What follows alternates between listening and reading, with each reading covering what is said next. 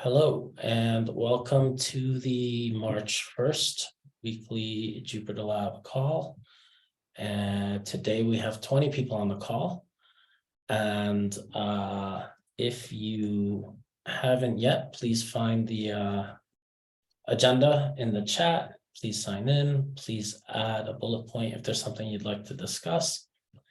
And as a reminder, whatever time we have left, we'll probably be doing some triage of outstanding issues and trying to figure out where we are with the 4.0 issues, because as you'll recall, yesterday was the feature freeze date. That doesn't apply to bugs, but it does apply to new features. Okay, with all that said, why don't we get started? The first person on the agenda today is Fred, but I'm not sure he's on the call because he might be at the workshop. Fred, are you on the call? No, he's not. Okay.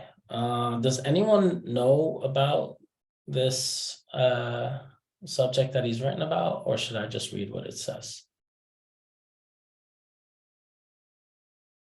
Okay, sounds like no one does. So he's linked to a program called the MLH Major League Hacking Program. And apparently they're looking for JupyterLab programmers to support students working on the JupyterLab Git extension.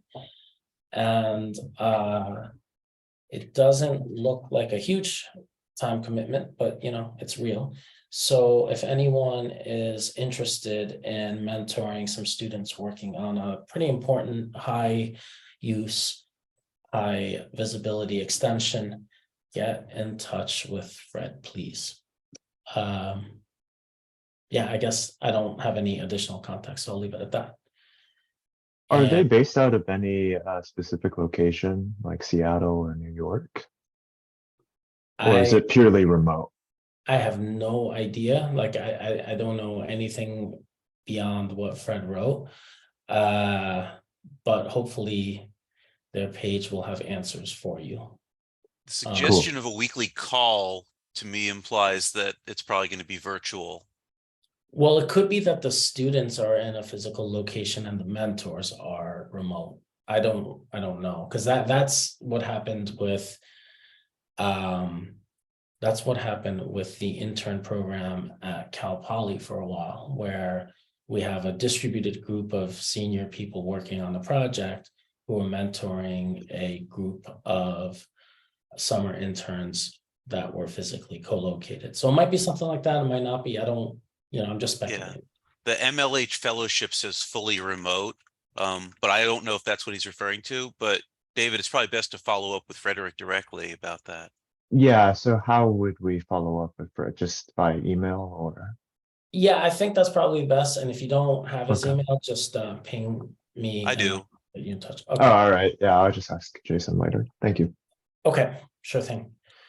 All right, so it looks like Jeremy's got a binder link up and running. Why don't we all hop into that? And at the same time, Fernando can fill us in on the RTC issues he's been seeing.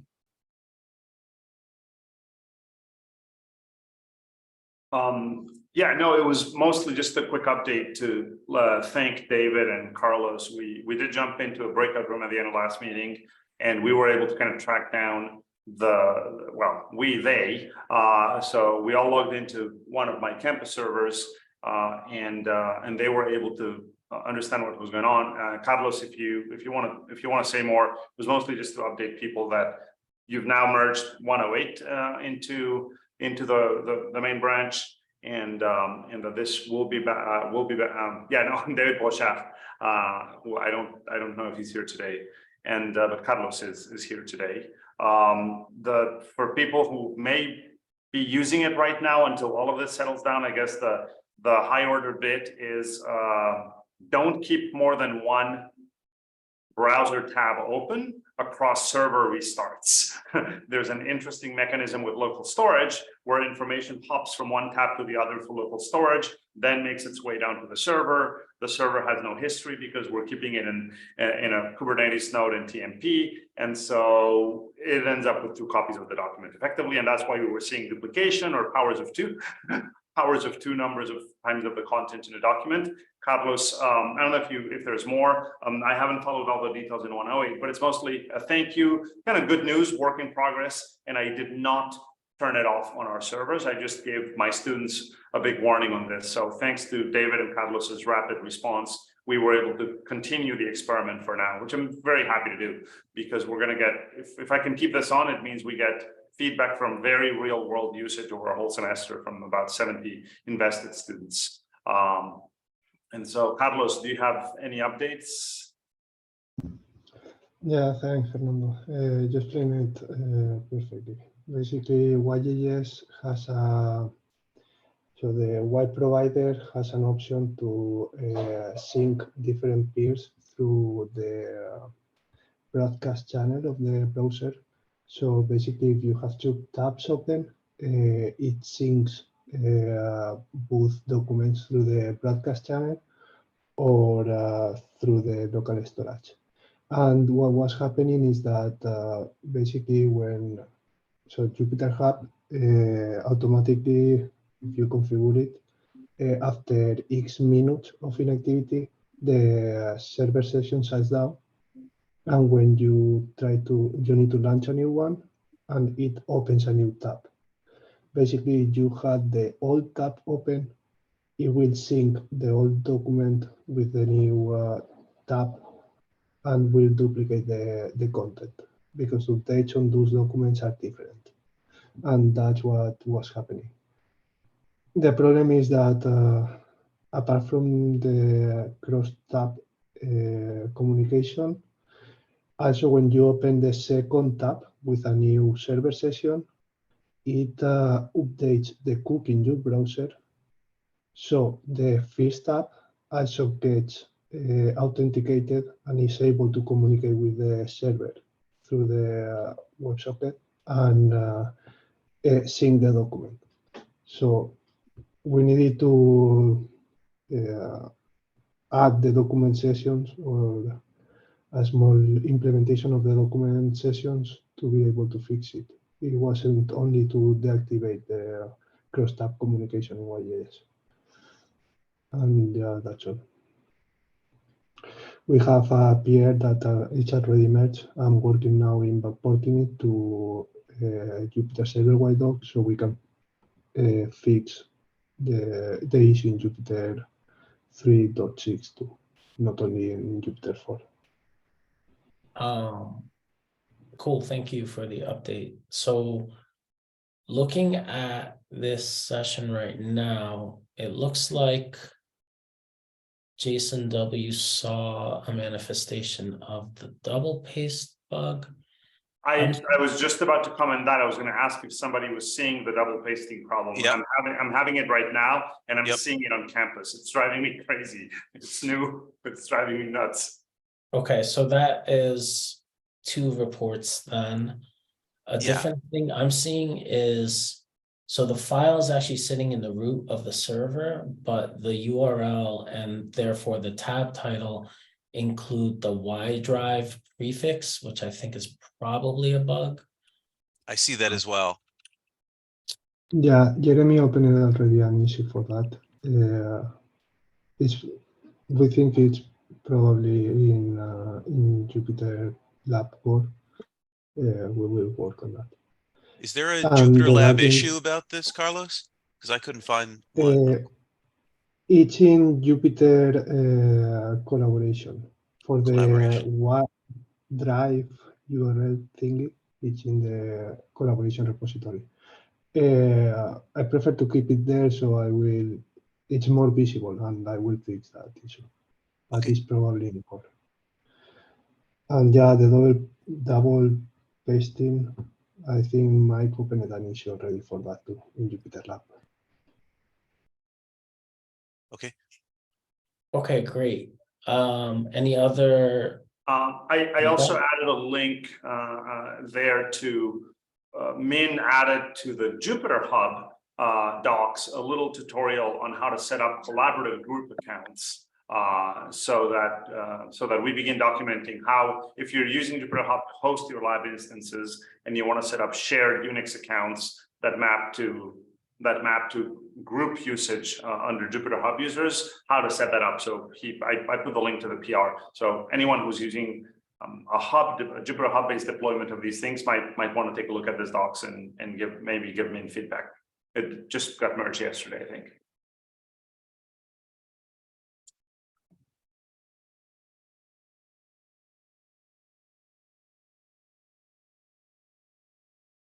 Oh. Wow, I think it got corrupted. I'm looking at the doc, by the way, and what I had just typed disappeared.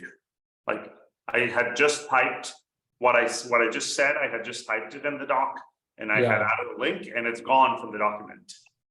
Oh, so okay, that sort of I was just speaking with the mute on, but what I was saying was, please sync the state of the agenda minutes with what content you want in the HackMD for now. I don't think we should have the canonical agenda be sitting in this notebook because it seems like we have some issues. Yeah. So if you have updated the agenda inside the first cell of this notebook, please also update the HackMD. And yeah, something weird happened to the scroll bar for me too, Vidar. It's possibly a virtual notebook rendering issue. It's possibly an RTC issue. I don't really know. Okay, we could probably spend a lot of time here playing with this, but we do have other things on the agenda. Are there any sort of critical things to discuss with regard to RTC that anybody wants to talk about, or should we move on?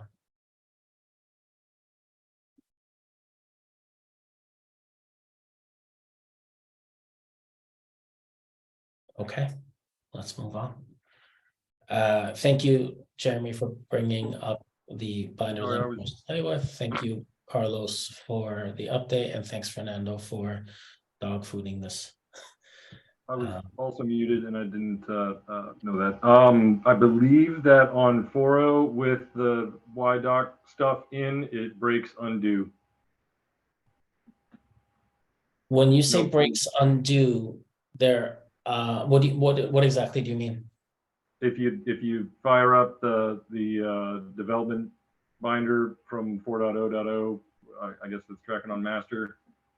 Control Z does not work. The browser at all. Control Z does not work. The file menu undo does not work in any document. Okay.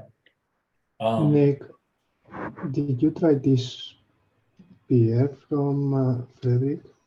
He's working on fixing the non-document Y undo. I'm just saying master's busted. Okay, so it could be resolved in this PR, it might not be. Got it. Yeah. Because there is one, so it was already the case that cell level undo was performing unintuitively, where say you have two cells, you type in cell 1, ABC, you type in cell 2, DEF, you go back to cell 1 and type GHI, then you do undo, GHI goes away, then you do undo again, and the DEF in cell 2 goes away instead of the ABC in cell 1 because it was doing document wide. But people expect when they're in a cell for the undo to only manipulate that cell, not something off screen. So that's what's being fixed in this PR that Carlos linked. But hopefully, if there's a broader undo issue, it's manifest in this PR as well. Okay. Let us move on. So the next person on the agenda is David Q. Yeah. So I've had this MathJax PR out open for a while. Let me just paste the link in the chat so everybody can see it. And it's been open for quite some time. And I was wondering, so basically what this does is it upgrades the JupyterLab MathJax package from MathJax 2 to MathJax 3. And we're also dropping the version number from the package name just because it doesn't really like otherwise we would have to repeat this process for every major version of MathJax that comes out. And one of the recurring discussions that was happening is that people, especially Frederick, I wish Frederick were on the call right now, but he's not. One of the concerns is that the bundle, the package size for MathJax is 20 megabytes. And one of the way that I've resolved it is I'm using a dynamic import. So basically it's only loaded when you try to render MathJax, like if you're trying to render a LaTeX in a notebook. So I was wondering, is this, are there any other concerns with using dynamic imports? I don't know if they're, because Frederick seems to be really strongly advocating for like using a script file, like basically loading the script from a CDN when the extension is being loaded. And I just don't really see how that's, I don't really see how that's any better, because that's kind of the same, right? Like you're loading it dynamically, but now we have this external dependency on a third-party CDN for LaTeX rendering to work, which I just don't really see as practical. And so in summary, I have two questions. One, is there anything wrong with dynamic imports? Like, is there like a hidden concern here that Frederick is not voicing? And two, what is the minimal set of next steps that's required to get this PR merged? Like I'm sure that people have a lot of questions and concerns, but the fact of the matter is, at the end of the day, I didn't write this extension at all. I just took upon the responsibility of trying to migrate it to JupyterLab 4. So yeah, just open to feedback here. Just a question about Fred's suggestion here. So I know that in the screenshot, he's showing a CDN script tag, but can that same method of having a script tag injected be referring to locally served content? Like, is he specifically asking for the CDN, or is he specifically asking for this method of converting version 2 to version 3? I don't know, to be fully honest. I mean, even if he was only advocating for like an injected script, like how is that better than a dynamic import? Like, is this like a browser compatibility issue, or like, My guess is that because the MathJax people have written an upgrade path, I'm imagining that's where this comes from, but I'm not speaking from any real experience. I feel like Mike and Nick, who have some comments in the chat, and also William, might have some input here. So I'll stop speaking.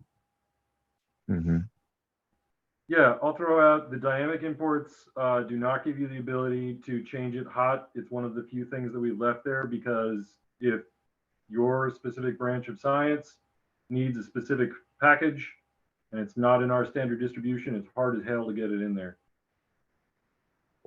interesting. As for the package size, yeah, I mean, so the other thing would be, like, we got to bring it, but for example, I got a couple lab extensions that have to ship their own MathJax because they do stuff to it. That's kind of what you're stuck with. We have Jupyter Server MathJax, which is a single point of failure, so it is not as much of a concern. But I mean, is it not much of a concern if you're a lab extension author or you're a scientist that needs one package to be turned on? Is my concern about this particular, like, yeah, okay, so that's not real. Yeah, I would almost see it if we're worried about the package. Also, the package size, a lot of that is fonts that work Yeah. back to IE11. Mhm. So you just ship one and leave people the ability to change their MapJax URL. But frankly, I feel like delegating this to Jupyter Server MapJax and getting a 3.0 compatible version of that is your jam. I don't know. It's very difficult. Yeah, I just to be frank, like this PR basically removes those page config options from the front end. And I didn't know that there was a use case for having a configurable MapJax URL. It seemed that the people who reviewed my PR seemed to be okay with it, so I didn't really think of that concern. But like, is there a use case for like what specific use case does a configurable MapJax URL address?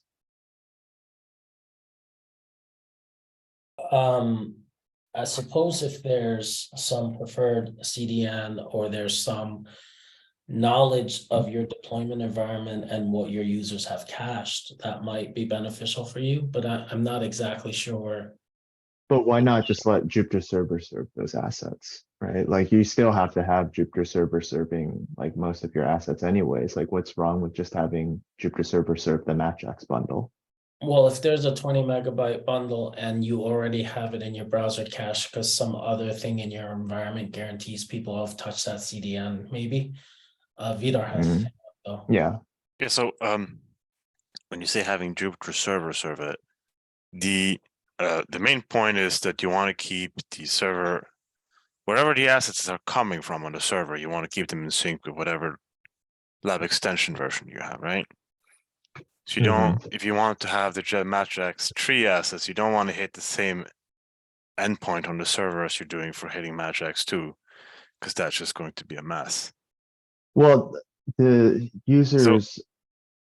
Yeah, go ahead. Just to clarify, and the config is, of course, what is useful for us is different ways of configuration, font and like different LaTeX features that are supported, right?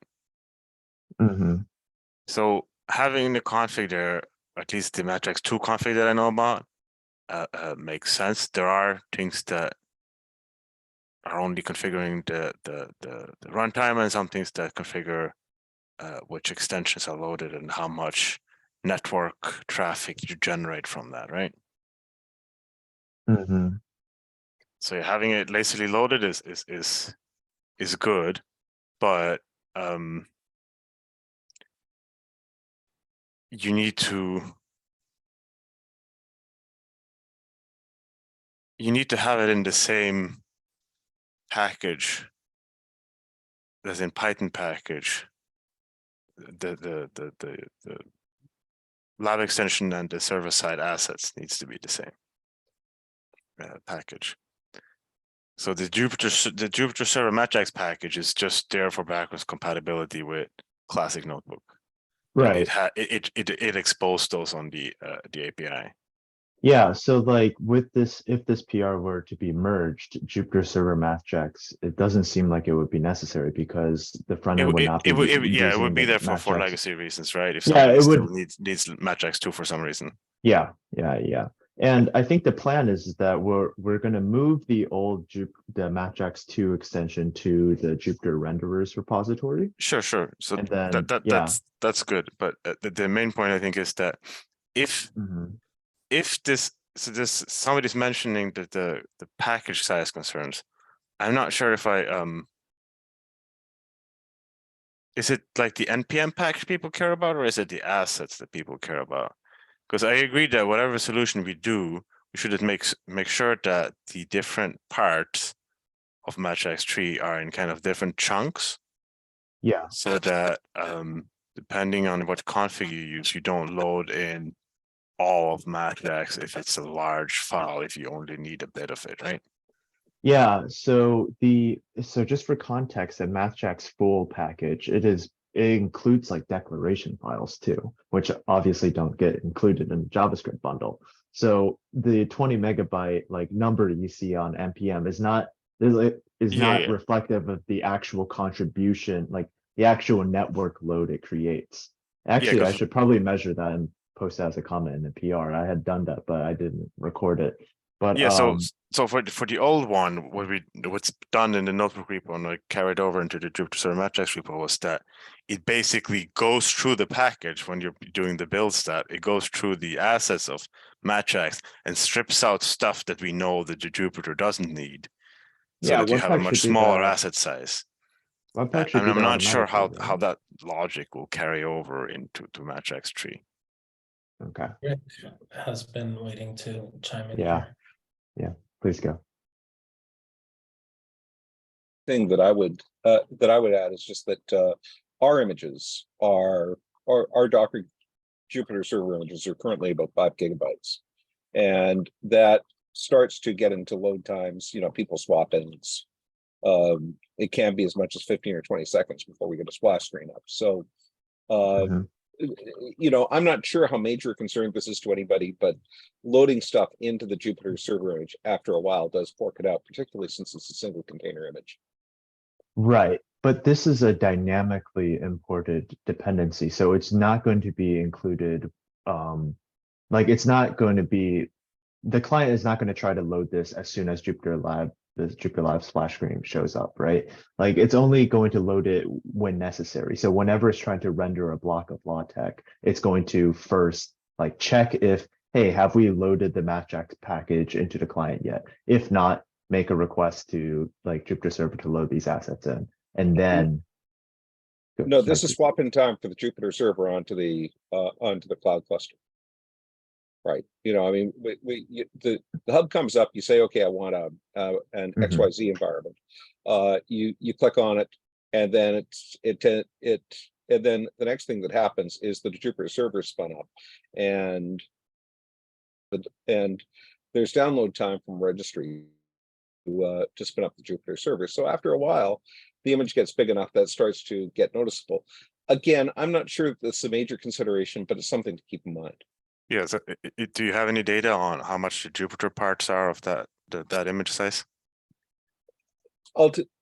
Victor, not at the Vider, that's a great question. Not at the top of my head, so I'll take that one back and I'll get it to you. Mhm.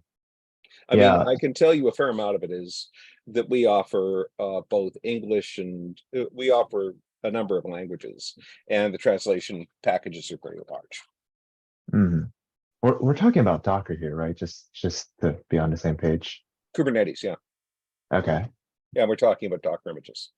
So I guess it does increase, yeah, because it needs to install the JavaScript asset to build the, yeah, so it would actually, in this case, increase the Docker image build size by 20 megabytes, and the time it takes to download that would also be reflected in additional Docker build time.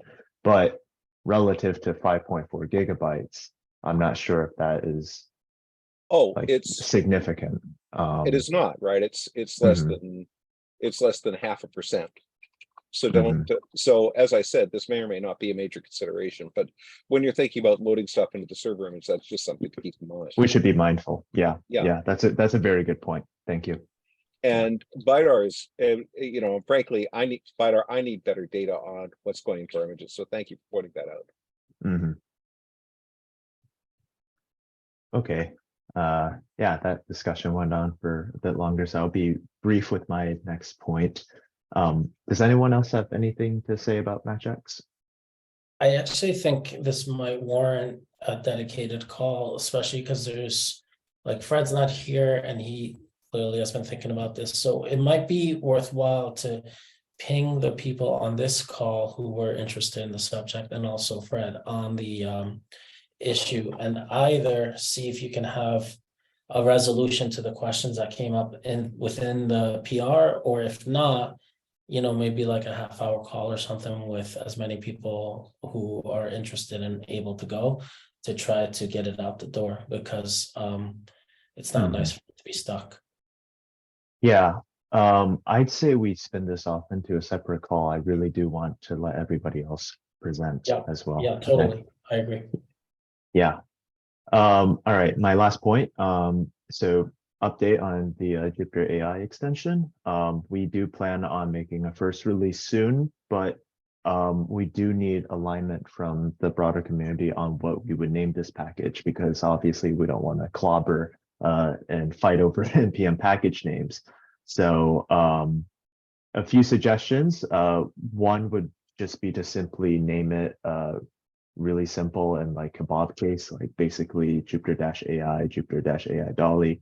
One of the problems with this is that because it's not scoped to an NPM organization, essentially we could have a minor issue of people basically just squatting on a name. Like they could do like, if somebody like beat us to it and then do Jupyter-AI GPT and then just publish that, there's it would be much more difficult to resolve that issue, right?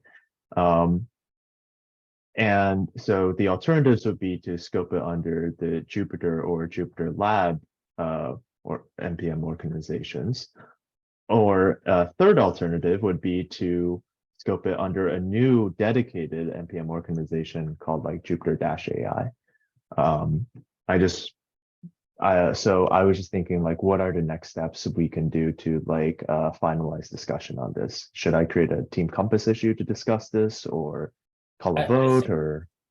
I think this might have a fairly uncontroversial answer. So the proposal was that this project goes into Jupyter Incubator and is sponsored by the JupyterLab sub-project. And when it's ready, it graduates to the JupyterLab org. So Right. presumably the packages it publishes probably should be under the JupyterLab scope and NPM, the way other packages that we publish, like JupyterLab Git, you know, that kind of thing.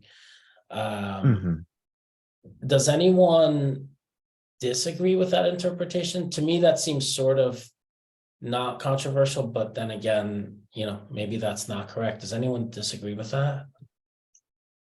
So is there a precedent for allowing incubator programs to still use the JupyterLab NPM org?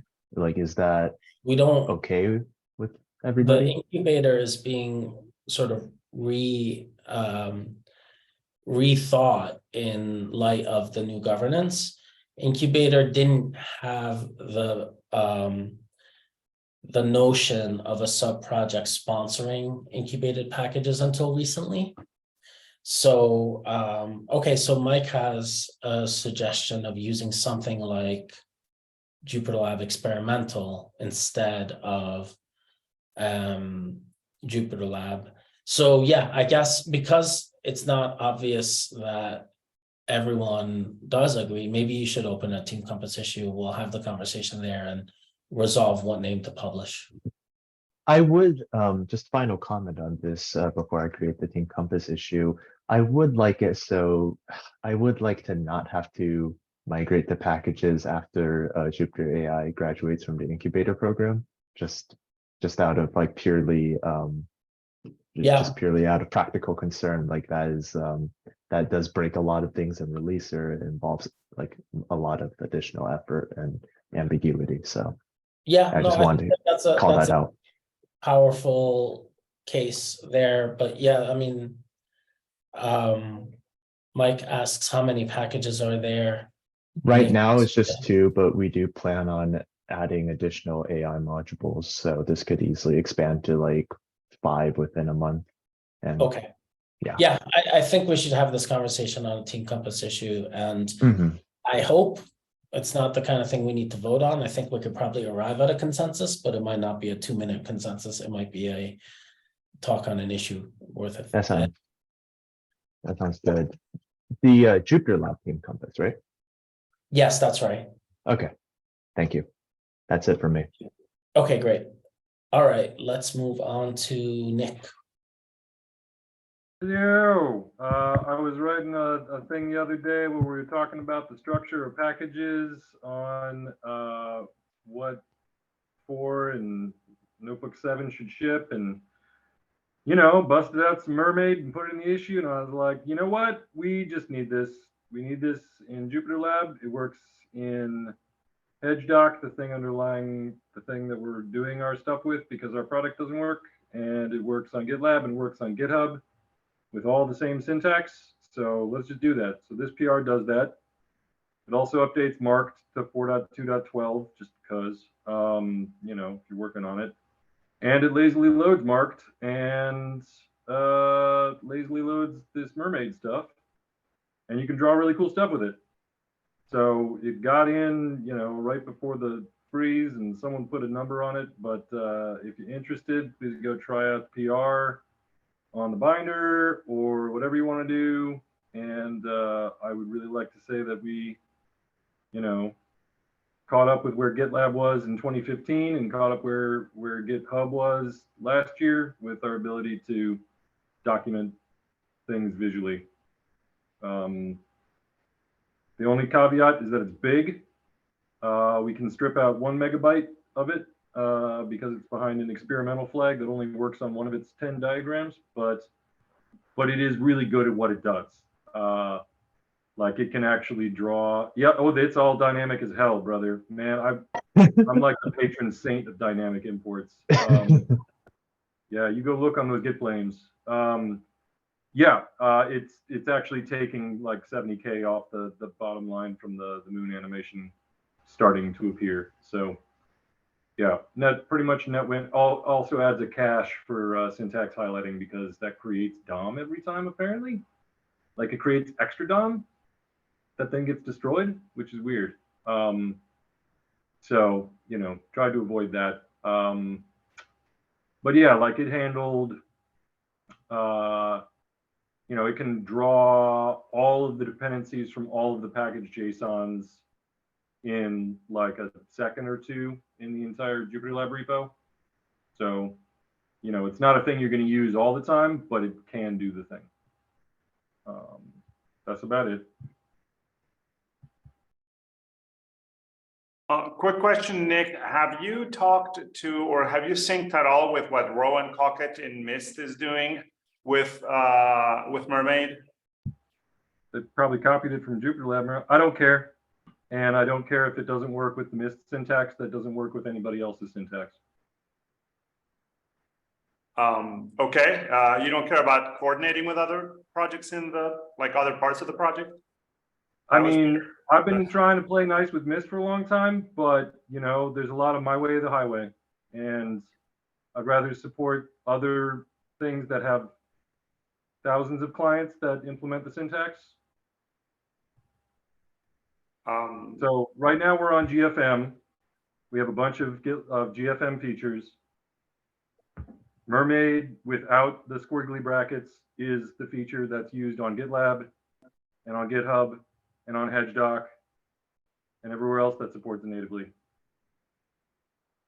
Okay, I've seen specifically, I was asking specifically about Rowan. I've seen him to be extremely collaborative and careful. I'd appreciate understanding what you're referring to because that response was very unexpected from you. And so I'd appreciate understanding where that came from. I'm just out here trying to help keep y'all's packages running, and I get a lot of that's not the executable books way. And it's, you know, it's just tiresome, and I've mostly disengaged aside from keeping your packages shipped.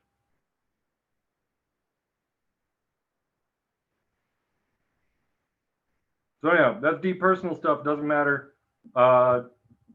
We can be on GFM that's compatible with GitLab and GitHub and all these guys with this PR, and I think it would be a nice addition for 4. And we got it in before the deadline.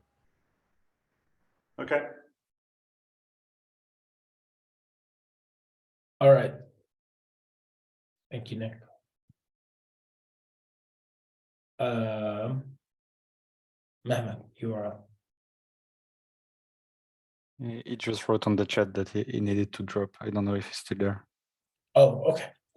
Mehmet is, he posted about an updated JupyterLab desktop version 3.6.1-2. I don't know what -2 means.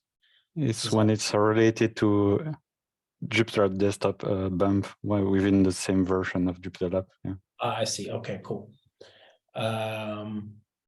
And so let's see, what's it say? Support for server launch args customization. support for adding server environment variables, and a fix for some session launch failures caused by widgets using iframes.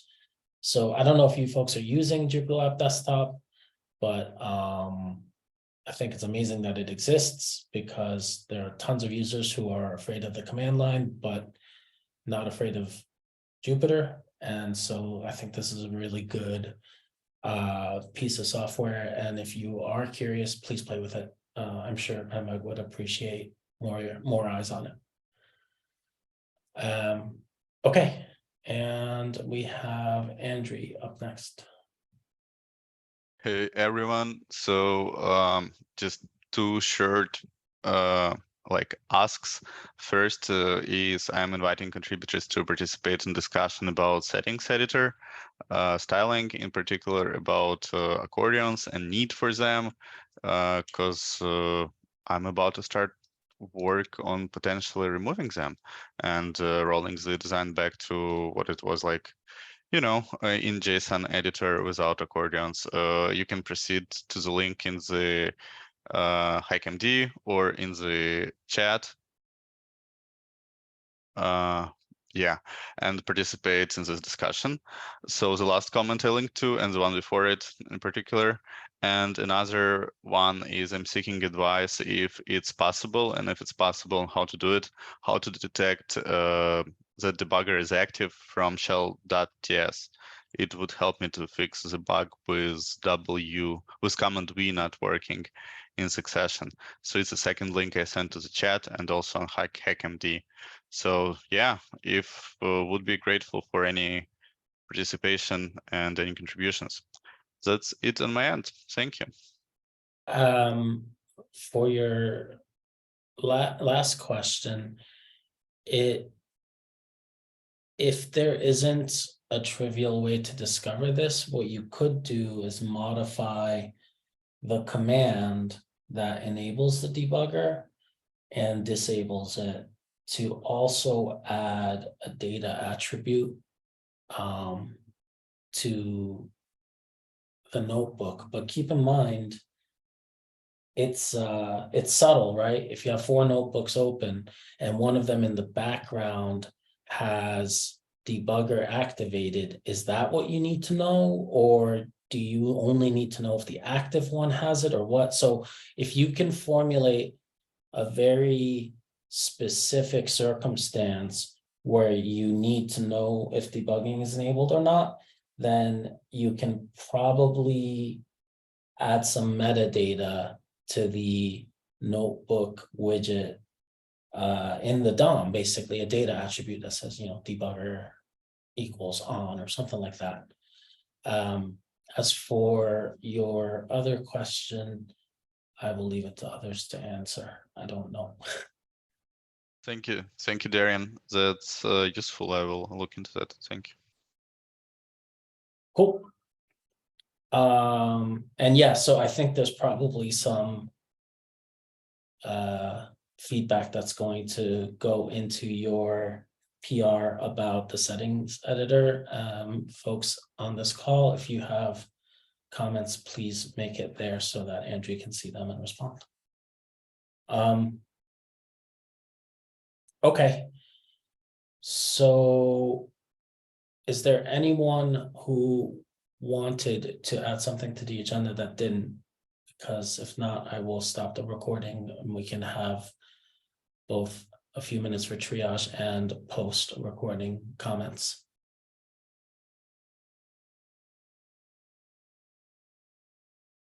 Okay, I'm going to stop the recording. Brace yourselves.